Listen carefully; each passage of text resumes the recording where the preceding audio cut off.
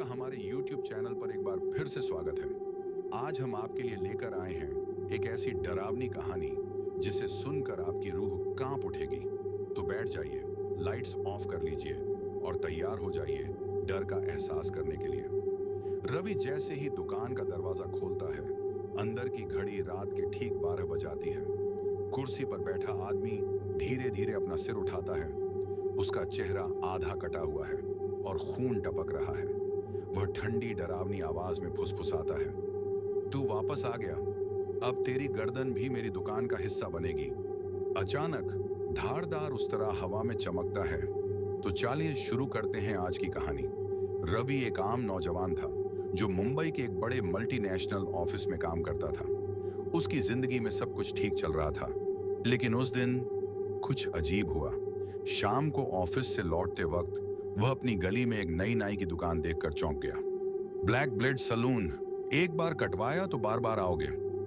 Sign board पर चमकते हुए लाल अक्षर अजीब लग रहे थे। यह दुकान पहले यहां नहीं थी। नई दुकान खुली है क्या?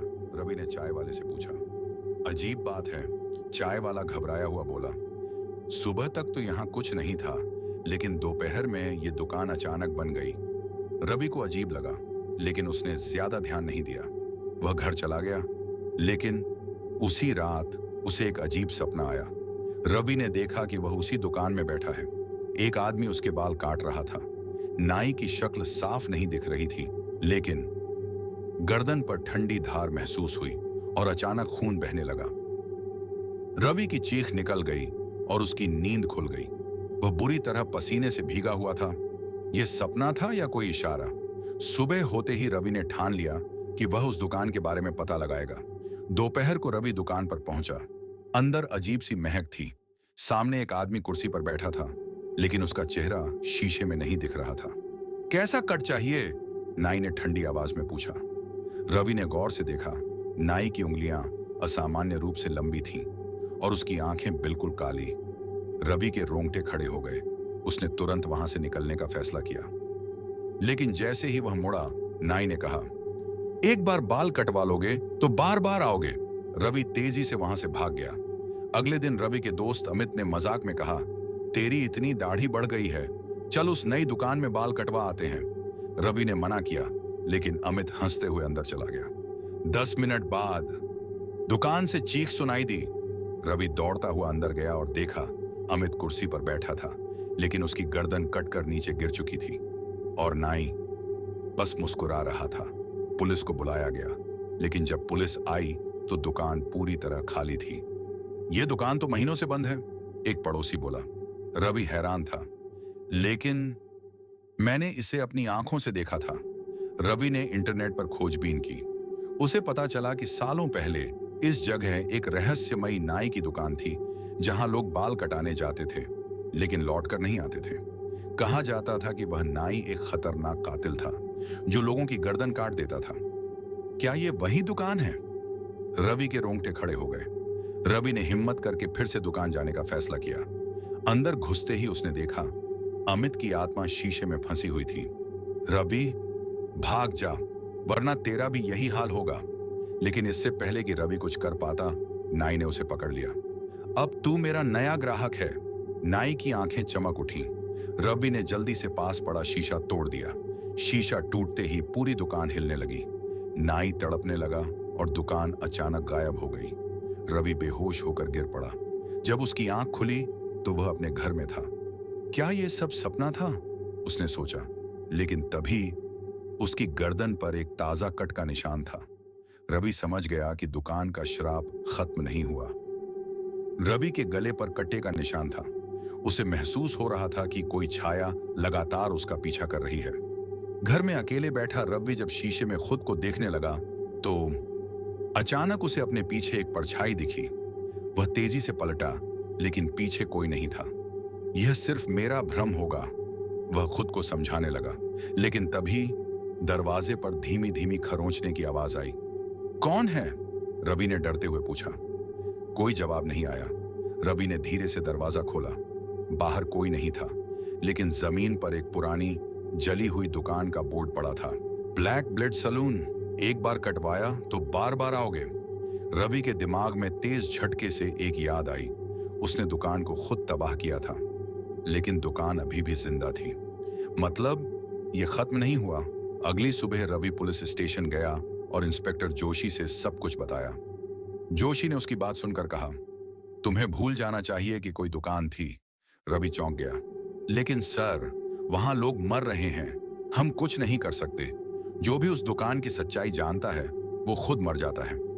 रवि के हाथ ठंडे पड़ गए। मतलब पुलिस भी इस रात से डरती थी। उसी रात पड़ोस के लड़के विशाल ने रवि से कहा, भाई, मैंने सुना है कि एक नई नाई की दुकान खुली है, चल कटवाने चलते हैं। रवि के कान खड़े हो गए। कौन सी दुकान? Black blade salon. रवि को झटका लगा। वो दुकान तो जल गई थी। लेकिन विशाल हंसने लगा।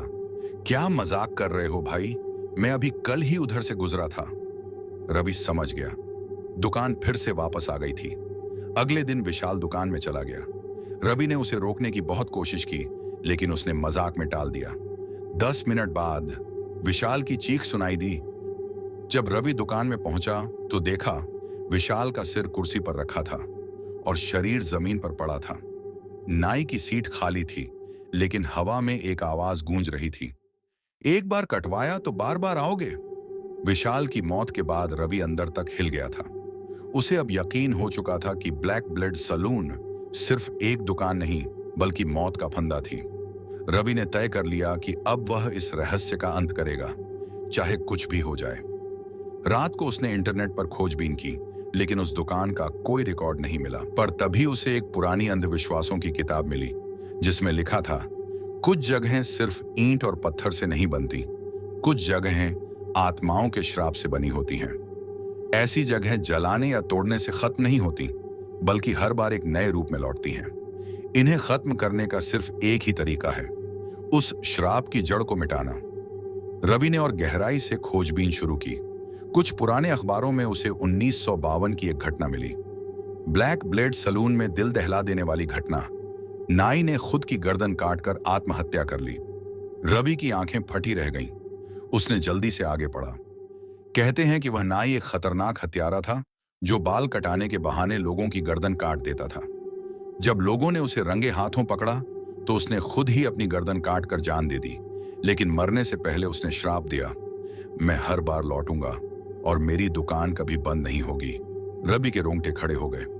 मतलब वह नाई आज भी जिंदा था, किसी आत्मा के रूप में। अब रवि को समझ आ गया कि इस श्राप को खत्म करने के लिए उसे खुद दुकान में जाना होगा। रात के 12 बजे वह हिम्मत जुटाकर दुकान की ओर बढ़ा। दुकान वैसे ही चमक रही थी जैसे पहले दिन थी। अगर यह दुकान आज भी यहां है तो इसका मतलब वो नाई भी यहीं होगा। रवि ने धीमे से दरवाजा खोला। अंदर कुर्सी पर एक आदमी बैठा था, गर्दन झुकी हुई थी। रवि ने आगे बढ़कर उसका चेहरा देखने की कोशिश की और तभी उस आदमी ने अचानक सिर उठा लिया। वह कोई और नहीं बल्कि वही भूतिया नाई था। तू वापस आ गया? नाई ने ठंडी आवाज में कहा। रवि ने कांपती आवाज में पूछा, तू आखिर चाहता क्या है? नाई ने मुस्कुराते हुए जवाब दिया, नई गर्दनें और नई दुकानें। फिर उसने अपना काला धारदार उस्तरा उठाया और रवि की ओर बढ़ने लगा। रवि ने जल्दी से जेब से वह पुरानी किताब निकाली और उसमें दिए गए मंत्र को जोर जोर से पढ़ने लगा। ओम क्रूराय नमः, ओम मृत्युंजयाय नमः। जैसे ही रवि ने आखिरी मंत्र बोला, पूरी दुकान जोर जोर से हिलने लगी। नाई दर्द से चीखने लगा, नहीं, तुम ये नहीं कर सकते, यह दुकान हमेशा के लिए है। लेकिन दुकान की दीवारें गिरने लगी, शीशे चटकने लगे, कुर्सियां हवा में घूमने लगी। रवि ने आंखें बंद कर ली। अचानक सब कुछ शांत हो गया। जब रवि ने आंखें खोली तो ब्लैक ब्लेड सलून पूरी तरह गायब हो चुका था। वह जगह अब एक खाली मैदान थी, जैसे वहां कभी कोई दुकान थी ही नहीं। रवि ने राहत की सांस ली। शायद अब यह सब खत्म हो गया। अगले दिन रवि ने चैन की नींद सोई, लेकिन जब वह सुबह उठा और बाहर निकला तो उसकी गली के एक कोने पर नई दुकान का बोर्ड चमक रहा था, ब्लैक ब्लेड सलून, एक बार कटवाया तो बार बार आओगे। तो दोस्तों, आपको आज की यह कहानी कैसी लगी? अपनी राय हमें कमेंट में जरूर बताएं। अगर आपको यह कहानी पसंद आई हो तो वीडियो को लाइक और शेयर करना बिल्कुल ना भूलें। और हाँ, ऐसी ही और भी खौफनाक और रहस्यमयी कहानियों के लिए हमारे चैनल को सब्सक्राइब कर लें। हम फिर मिलेंगे एक नई, डरावनी और रोमांचक कहानी के साथ। तब तक अपने दिल को थामे रहिए, क्योंकि डर अभी बाकी है मेरे दोस्त।